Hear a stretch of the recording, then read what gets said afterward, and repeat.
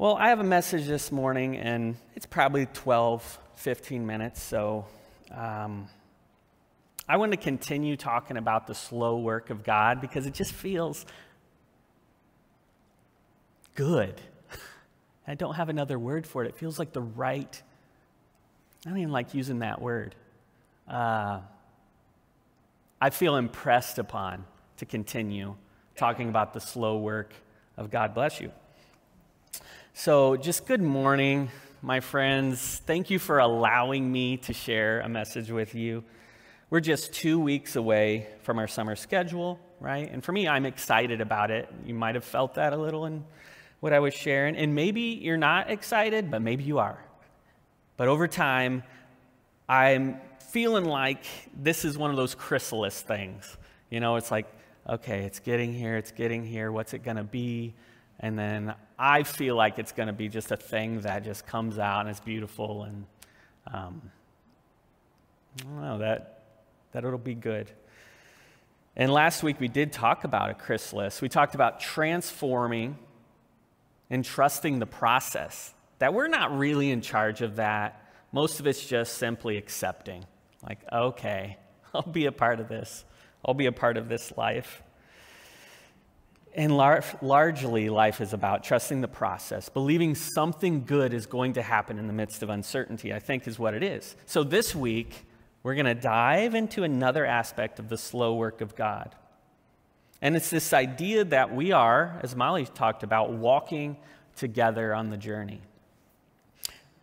So we're a covenant-based church. I've talked about that before, not a creedal-based church. Why does that matter? I'll explain. We're non-creedal, so there's no list of beliefs that we must agree upon. Instead, we are covenant-based, a commitment to each other, right, and to God. So covenant-based means that we dedicate ourselves, or we commit, and this is the covenant that we actually follow. We commit with the Lord and one another and do bind ourselves in the presence of God to walk together in all God's ways, according as God is pleased to reveal God's self unto us in God's blessed word of truth. So walking together, that's what I want to talk about today. And any of you walk with a group and there's always someone who doesn't follow the pace of the group? Yeah? So you've got it's usually kids, at least the ones that can't keep up. And you've got the 4-year-olds. I was in Madison 2 years ago, and we were walking around town with Chrissy's family and a 4-year-old. His name is Jaden. He's my sister-in-law, my sister-in-law's boy, and he apparently cannot follow any type of walking pace. It's not possible. And he apparently is responsible for touching everything in its vicinity, right? That's part of it. And he's also responsible for our daily calisthenics. That's part of his role in our group. And you know what that's like? They're just, stay with us. How can we focus on anything else if you keep running everywhere? And he just knows. He's like, I'm responsible for giving adults ulcers. That's what I do. Kids do that, right? Not all of them. And I get it too. I was a kid once. I possibly got lost in different places because I wasn't paying attention. Malls, fairs, things like that. That happens. But there's also the adult that also can't stay with the pace of the group. That adult has a responsibility to get everybody somewhere. Do you know that adult? Can you please don't do that? Slow down. I'm not training for the Olympics. Just let us relax. But there's somewhere that this person has to be. We know that person. So we know what it's like to just get a little out of sync when we walk together, right? You know what that feels like. This week, when I think of slow work, I think I felt mostly that I was called to focus on this prominent story in the Old Testament. And it's a very prominent story, and it's the story of that journey that the Israelites take from Egypt all the way to the land of Canaan. Did you know that it only takes 11 days walking on foot for a human being to make it from Egypt to the land of Canaan, which is like the Gaza Strip, Israel, parts of Syria, Jordan? That's where that was. So it takes 11 days. But how long did it take the Israelites to go from Egypt to Canaan? It took 40 days, so 4 times longer, right? Oh, wait, it took 40 years.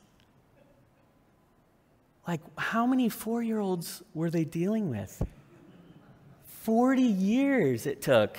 Oh, and this is where we turn to Numbers 11, and Moses has hit this low point in his life. He's kind of devastated as the leader of the Jews, just completely done, right? And that's concerning when you're leading an entire group like that. And you know what? He wasn't the only one. People were grumbling. They're like, oh man, life was so good before, really, in Egypt, if you think about it. You set aside, the slavery part. We had leeks and onions and garlic and cucumbers. Remember that? That was pretty good. And now all we have is manna. And do you know what the Hebrew word for manna is? It means, what the heck is this? It actually does. The heck part I added. But it means, what is this? So they're like, I do not want to eat this dry, flat cake thing apparently made of some sort of honey mixture, and I don't even know. That's what they were eating over and over and over. Like, I don't want that anymore. It's like the desert. They're in the desert, everything's dry and meaningless, and that's manna. There's no sense of direction. People are aimless. They're just mentally wandering around like a restless child. So Moses is the leader, though, right? And he's just like, he's receiving all of this. Can you imagine thousands of people grumbling and complaining?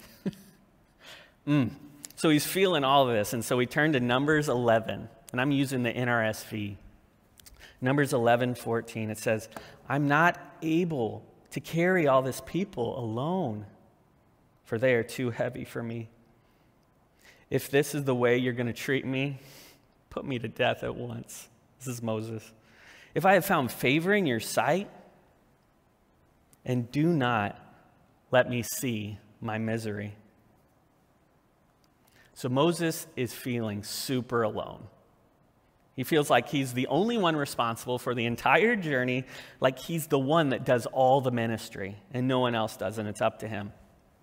And I was thinking about it with people this week, talking through it, and it was like, what if our board, which is one board, and our one board decided, one member, I got this. I'm going to make this all work. I can do it better myself anyway. And it's, why ask for help? What if that happened, right? Well, what if that happened in this church?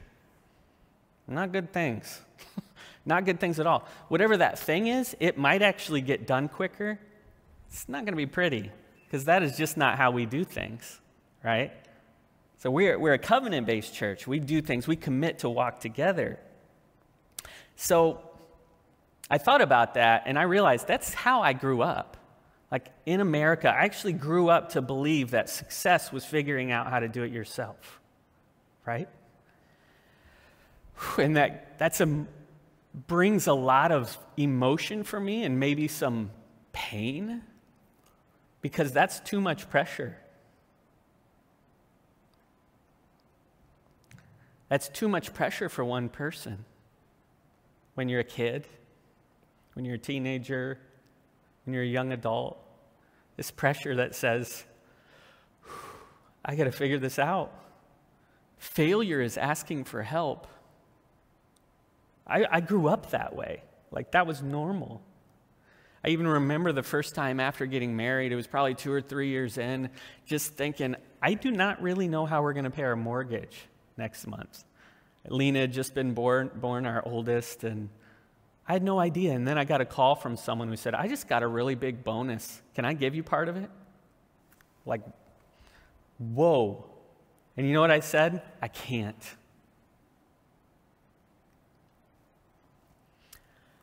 Because that would be admitting to failure. And I look back at that and I think, wow, now I would be like, whoa, that is so gracious of you. You know, and this is something someone wants to do as like almost out of this like desire that God has put on their heart. Why steal that from them? So I think about that. Just too much pressure. Rugged individualism, right?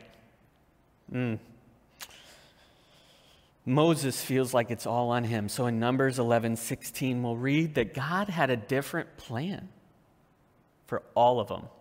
So we read this, the 70 elders. So the Lord said to Moses, gather for me 70 of the elders of Israel, whom you know to be the elders of the people and officers over them. Bring them to the tent of meeting and have them take their place there with you. I will come down and speak with you there. And I will take some of the Spirit that is on you, and I'll put it on them, and they shall bear the burden of the people along with you, so that you will not bear it all by yourself. Some observations made this week in conversation with others about this. So I don't normally do this, but I wanted to put it in kind of a 4-point outline form. So some of the observations, the first one, whom you know. If we go back and look at that last scripture that we read, which I should have just taken this part, but it says, so the Lord said to Moses, gather me 70 of the elders of Israel, whom you know to be elders. So why is that big? Why is that big? There are people in the midst already doing the work. Ooh. The infrastructure of a thriving community, I realize I said that funny, I'm not going to try again, is already there. The infrastructure of a thriving community is already there. Moses already knew the ones who were doing the work. That's pretty cool. So, what was he supposed to do? Then go ahead and gather the team so they can walk together. Apparently, it seems as if there were like silos of ministry happening. And God was just like, you know, we don't want to do it that way. Let's bring them all together because you need help. You cannot do this on your own. Doing work alone. The second one, doing work alone. Are we renegades or colleagues? That's a question I had. Are we renegades or colleagues? Because doing work alone is quick work, usually, right? It's quick work. But in this church, and I think in most people's lives, there's a higher value than quick work. There's the slow work of community. That's a higher value for a lot of people, and it is definitely here. Why do we do things by committee in this church? That's a question I had. Why do we do things by committee? It would be so fast to have one or two people make decisions and get it done sometimes, right? But instead, our higher goal is to walk together as colleagues.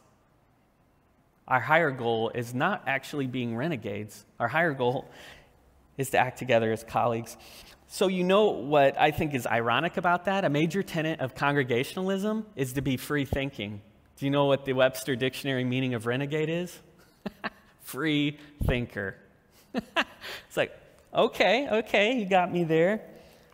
So, if that's a thing, are we renegades or colleagues? And I think the answer to that question is yes. Yes, we are renegades and colleagues.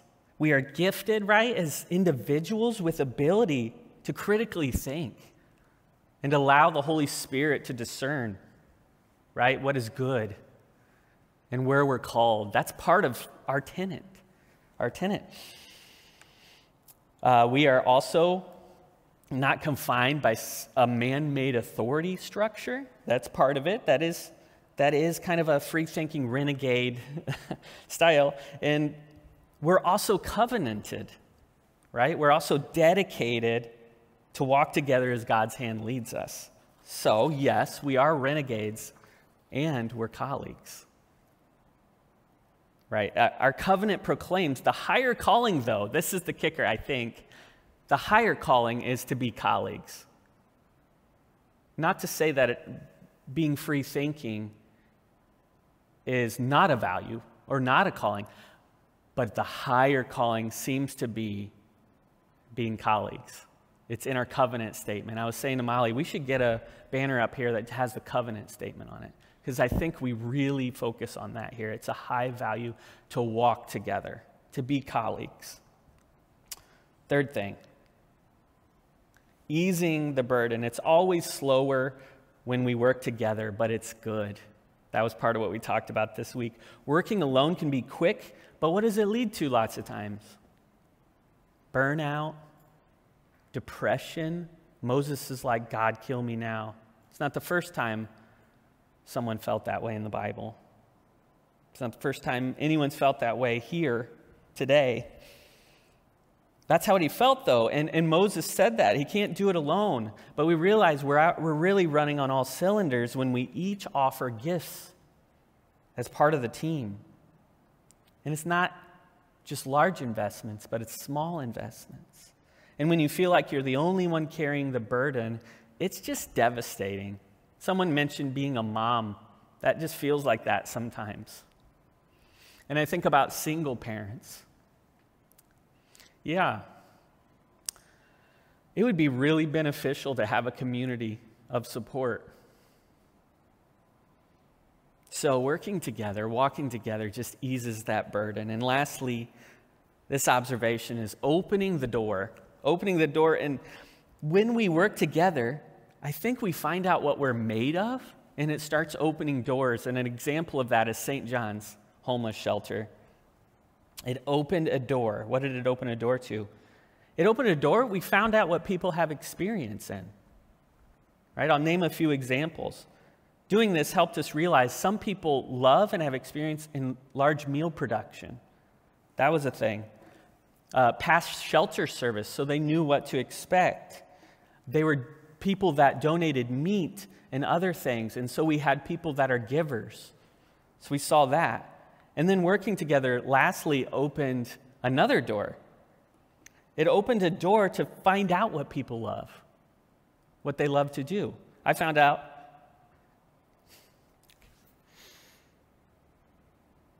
my daughter.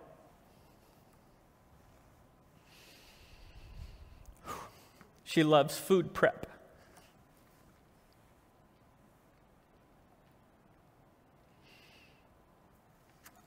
I found out that some wanted to learn how to play cribbage with the homeless guests. We found out that some loved organizing, et cetera, et cetera. So 2 doors opened. One, we found out what people were already good at. Secondly, we found out what we were excited about, what sparks joy in us. It opened doors. And I think, look what we can accomplish together as colleagues. At the same time, I think the renegade part of us empowers us to think great things about ourselves and about others. That free-thinking part of us that sees the best in another person and chooses them. This is a long journey. It sure is, and it is slow, but I think it's good. It's good for us to go slow. It's so we don't demand things right away. It's good for developing trust with each other. It's good for our own heart rate to go slow. So what's the good news here? And I'll finish with this. I believe it all boils down to my favorite 2 words in our covenant: walk together. We don't have to do this alone. I think we can choose from today on out to walk together. Moses learned to walk together. God saw Moses' anguish. He cared. God acted by rallying a fellowship of colleagues to do the slow work in harmony. And I'll finish with this imagery. Fish. I'm going to read this. A fish decides where and how to move relative to its position in the school. If the fish behind gets too close, then it speeds up. If the fish in front gets close, it slows down. I love this part. Schooling fish watch one another and also feel the waves their neighbors make as they swim. It's hard to distinguish the effects of a fish's own action from the effects of the water around it. And each fish has its preferred spot in the school. Some are natural leaders and hang on the front and guide the whole school, while others choose to follow. All I got to say is I want to learn to feel the waves made by our community.